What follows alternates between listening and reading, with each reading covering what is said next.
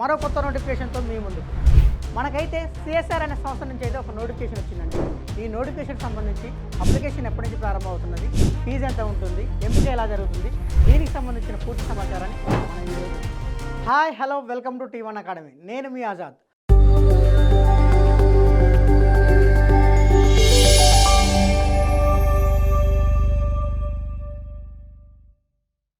నేను ప్రతి నోటిఫికేషన్లో చెప్తాను ఏమనంటే ఏదైనా ఒక సంస్థ నుండి ఒక నోటిఫికేషన్ విడుదలైతే ఆ నోటిఫికేషన్కు అప్లికేషన్ చేసుకోవడానికంటే ముందు అసలు ఈ నోటిఫికేషన్ ఏ సంస్థ నుంచి వచ్చింది, ఆ సంస్థ యొక్క పూర్వపరాలను తెలుసుకున్న తర్వాతనే ఆ నోటిఫికేషన్కి అయితే అప్లికేషన్ చేసుకోవాలి. మరి ఇప్పుడు ఈ నోటిఫికేషన్ ఏ సంస్థ నుంచి వచ్చింది, అంటే సిఎస్ఆర్ అనే సంస్థ నుంచి వచ్చింది. అసలు సిఎస్ఆర్ అంటే ఏం లేదండి, council of scientific and industrial research. మరి ఇది ఎప్పుడు ఏర్పాటైందంటే 1942 సెప్టెంబర్ 26వ తారీఖు నాడు ఏర్పాటైంది. మరి దీనిని ఎవరు ఏర్పాటు చేశారు అంటే దీని స్థాపకులు ఎవరు అంటే శాంతి స్వరూప్ భట్నాగర్ మరియు రామస్వామి మొదలయ్యారు. అంటే 1942 సెప్టెంబర్ 26వ తారీఖు నాడు శాంతి స్వరూప్ భట్నాగర్ గారు మరియు రామస్వామి మొదలయ్యారు వీళ్ళిద్దరు కలిసి ఈ సిఎస్ఆర్ అనే సంస్థను అయితే ఏర్పాటు చేయడం జరిగింది. మరి దీని యొక్క ప్రధాన కార్యాలయం ఎక్కడుందంటే ఢిల్లీలో ఉంది. ఈ నోటిఫికేషన్ సంబంధించి ఖాళీగా ఉన్న పోస్టులు ఏంటి అంటే జూనియర్ హిందీ ట్రాన్స్లేటర్ మరియు మల్టీ టాస్కింగ్ స్టాఫ్, ఈ 2 పోస్టులు అయితే ఖాళీలు ఉన్నాయి. ఈ 2 పోస్టులలో జూనియర్ హిందీ ట్రాన్స్లేటర్ పోస్ట్ వచ్చేసి 1 ఖాళీ ఉన్నది. అదే మల్టీ టాస్కింగ్ స్టాఫ్లో వచ్చేసి 2 ఖాళీలు ఉన్నాయి. అంటే మొత్తం 3 ఖాళీలు మాత్రమే ఈ నోటిఫికేషన్లు అయితే ఉన్నాయి. మరి ఈ నోటిఫికేషన్ సంబంధించి అప్లికేషన్ ఎప్పటి నుంచి ప్రారంభమవుతుందంటే జనవరి 29, 2026 నుండి ప్రారంభమై ఫిబ్రవరి 19, 2026 లోపు అయితే క్లోజ్ అవుతుంది. మరి ఈ నోటిఫికేషన్లో పేర్కొన్న 2 పోస్టులు ఏవైతే ఖాళీగా ఉన్నాయో ఆ ఖాళీగా ఉన్న పోస్టులను అప్లికేషన్ చేసుకోవాలంటే ఎటువంటి ఎడ్యుకేషన్ క్వాలిఫికేషన్ కావాలంటే ఈ 2 పోస్టులకు కూడా వేరువేరుగా ఎడ్యుకేషన్ క్వాలిఫికేషన్ అయితే ఉన్నాయి. దానికి సంబంధించిన వివరాలను ఇప్పుడు మనం తెలుసుకుందాం. జూనియర్ హిందీ ట్రాన్స్లేట్ పోస్ట్ విషయానికి వచ్చేసరికి ఎవరైతే ఈ పోస్టుకు అప్లికేషన్ చేసుకోవాలనుకుంటారో వాళ్ళు ఖచ్చితంగా పీజీ పాస్ అయి ఉండాలి. ఎందులో పీజీ పాస్ అయి ఉండాలి? ఎంఏ ఇంగ్లీష్ కానీ లేదా ఎంఏ హిందీ కానీ ఎవరైతే క్వాలిఫై అవుతారో వాళ్ళందరూ కూడా ఈ పోస్ట్కి అయితే అప్లికేషన్ చేసుకోవచ్చు. దానితో పాటుగా 2 సంవత్సరాల అనుభవం ఉండాలి. ఎందులో? కేంద్ర ప్రభుత్వంలో కానీ రాష్ట్ర ప్రభుత్వంలో కానీ ఏదైనా ఒక సంస్థలో హిందీ నుండి ఇంగ్లీష్కు, ఇంగ్లీష్ నుండి హిందీకి 2 సంవత్సరాలు ట్రాన్స్లేట్ చేసిన అనుభవం ఎవరికైతే ఉంటుందో వాళ్ళు మాత్రమే ఈ పోస్ట్కి ఎలిజిబుల్. అంటే కేవలం పీజీ ఉంటే సరిపోదండి, పీజీతో పాటు కూడా ఈ ట్రాన్స్లేటర్ అనుభవం ఉంటేనే ఈ పోస్ట్కి అయితే అప్లికేషన్ చేసుకోవాలి.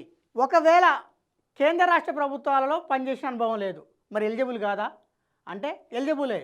అదే ఇంగ్లీషు లేదా హిందీ ట్రాన్స్లేట్ చేసినట్టుగా ఎవరైతే సర్టిఫికేట్ కోర్స్ చేస్తారో వాళ్ళు కూడా ఈ పోస్ట్కి అయితే ఎలిజిబుల్. అంటే దీని అర్థం ఏంటంటే ఇంగ్లీష్లో కానీ హిందీలో కానీ ఎవరైతే ట్రాన్స్లేట్ చేసినట్టుగా సర్టిఫికేట్ ఉంటుందో ఆ సర్టిఫికేట్ ఉన్న వాళ్ళు కూడా ఈ పోస్ట్కి అయితే ఎలిజిబుల్. అదే మల్టీ టాస్కింగ్ స్టాఫ్ విషయానికి వచ్చేసరికి ఎడ్యుకేషన్ క్వాలిఫికేషన్ ఎలా ఉన్నాయంటే ఈ పోస్ట్కి అప్లికేషన్ చేసుకోవాలంటే అంటే మల్టీ టాస్కింగ్ స్టాఫ్ పోస్ట్కి అప్లికేషన్ చేసుకోవాలంటే ఖచ్చితంగా 10th అయితే పాస్ అయి ఉండాలి. 10th పాస్ అయితే ఈ పోస్ట్కి అయితే అప్లికేషన్ చేసుకోవచ్చు. మరి ఈ జూనియర్ హిందీ ట్రాన్స్లేట్ పోస్ట్కి సంబంధించి సెలక్షన్ ప్రాసెస్ ఎలా ఉందో ఇప్పుడు తెలుసుకుందాం. సెలక్షన్ ప్రాసెస్ విషయానికి వచ్చేసరికి ఇదైతే రిటర్న్ ఎగ్జామ్ అండి. ఈ రిటర్న్ ఎగ్జామ్లో 2 పేపర్లు ఉంటాయి. పేపర్ 1 ఉంటుంది మరియు పేపర్ 2 ఉంటుంది. ఇందులో పేపర్ 2లో వచ్చిన మెరిట్ ఆధారంగా మాత్రమే మిమ్మల్ని అయితే జాబ్కి ఎంపిక చేయడం జరుగుతుంది. మరి ఈ జూనియర్ హిందీ ట్రాన్స్లేట్ పోస్టుకు సంబంధించి పేపర్ ఏ లాంగ్వేజ్లో ఉంటుంది అంటే 2 లాంగ్వేజ్లో ఉంటుంది.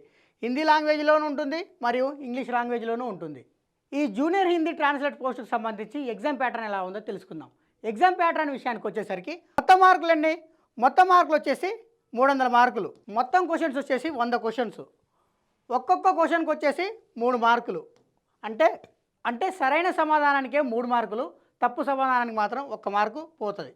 ఈ పోస్టుకు సంబంధించి సిలబస్ ఏముందంటే general intelligence, quantitative aptitude, general awareness, అంటే ఈ 3టికి సంబంధించి వెయిటేజ్ మాత్రం ఇవ్వడం జరిగింది. జనరల్ ఇంటెలిజెన్స్ సంబంధించి 50 క్వశ్చన్స్, క్వాంటిటేటివ్ అప్టిట్యూడ్కి సంబంధించి 25 క్వశ్చన్స్, జనరల్ అవేర్నెస్ సంబంధించి 25 క్వశ్చన్లు. అదే మల్టీ టాస్కింగ్ స్టాఫ్ విషయానికి వచ్చేసరికి సెలక్షన్ ప్రాసెస్ ఎలా ఉందో తెలుసుకుందాం. మల్టీ టాస్కింగ్ స్టాఫ్ పోస్ట్ విషయానికి వచ్చేసరికి సెలక్షన్ ప్రాసెస్ వచ్చేసి ఎలా ఉందంటే, మొట్టమొదటిసారిగా అయితే ఇది స్కిల్ టెస్ట్ అండి. స్కిల్ టెస్ట్ చేసిన తర్వాత మళ్ళీ రిటర్న్ టెస్ట్ అయితే ఉంటుంది. స్కిల్ టెస్ట్‌లో ఎవరైతే క్వాలిఫై అవుతారో వాళ్ళకు మళ్ళీ ఎగ్జామ్ ఉంటుంది ఆన్లైన్‌లో. ఈ మల్టీ టాస్కింగ్ స్టాఫ్ పోస్ట్ విషయానికి వచ్చేసి ఎవరైతే స్కిల్ టెస్ట్ క్వాలిఫై అవుతారో వాళ్ళకు వచ్చేసి కంప్యూటర్ బేస్డ్ ఎగ్జామ్ అయితే ఉంటుందండి. కంప్యూటర్ బేస్డ్ ఎగ్జామ్ ఉంటుంది. ఇది కూడా మల్టిపుల్ చాయిస్ అన్నమాట. ఆబ్జెక్టివ్ టైప్‌లో ఉంటుంది. ఈ పేపర్ ఏ మీడియంలో ఉంటుంది? ఏ మీడియంలో ఉంటుందంటే 2 మీడియాలలో ఉంటుంది. ఒకటి ఇంగ్లీష్ మీడియంలోనూ ఉంటుంది, మరియు హిందీ మీడియంలోనూ ఉంటుంది. మరి ఈ ఎగ్జామ్‌కి సంబంధించి ఎంత టైం కేటాయించారు? ఎంత టైం కేటాయించారంటే 2 గంటల సమయాన్ని అయితే కేటాయించారు. మల్టీ టాస్కింగ్ స్టాఫ్ పోస్ట్ విషయానికి వచ్చేసి ఎగ్జామ్ ప్యాటర్న్ ఎలా ఉంటుందో తెలుసుకుందాం. ఎగ్జామ్ ప్యాటర్న్ విషయానికి వచ్చేసరికి మొత్తం మార్కులు వచ్చేసి 450 మార్కులు ఉంటుందండి. మొత్తం క్వశ్చన్స్ వచ్చేసి 150 క్వశ్చన్స్. ఒక్కొక్క క్వశ్చన్కి వచ్చేసి 3 మార్కులు. నెగటివ్ మార్కింగ్ ఉందా అంటే నెగటివ్ మార్కింగ్ ఉంది. ఎంత ఉందంటే ఒక క్వశ్చన్ తప్పు అయితే 1 మార్క్ కోల్పోతారు. అదే ఒక క్వశ్చన్ రైట్ అయితే 3 మార్కులు పొందుతారు. అంటే మొత్తం 150 క్వశ్చన్లు 450 మార్కులు. ఏ సబ్జెక్టు ఎంత కేటాయించారంటే జనరల్ ఇంటెలిజెన్స్ సంబంధించి 25 క్వశ్చన్లు, క్వాంటిటేటివ్ ఆప్టిట్యూడ్కి సంబంధించి 25 క్వశ్చన్లు, జనరల్ అవేర్నెస్ సంబంధించి 50 క్వశ్చన్లు, ఇంగ్లీష్ లాంగ్వేజ్కి సంబంధించి 50 క్వశ్చన్లు. మొత్తం 150 క్వశ్చన్లు 450 మార్కులు. మరి ఈ 2 పోస్టులకు సంబంధించి అప్లికేషన్ ఫీజు ఎంత ఉంది? అప్లికేషన్ ఫీజు విషయానికి వచ్చేసరికి అన్ని కేటగిరీలకు కూడా ఒకే రకమైన ఫీజు ఉందండి. ఎంత ఉందంటే రూ. 500 అప్లికేషన్ ఫీజు అయితే ఉన్నది.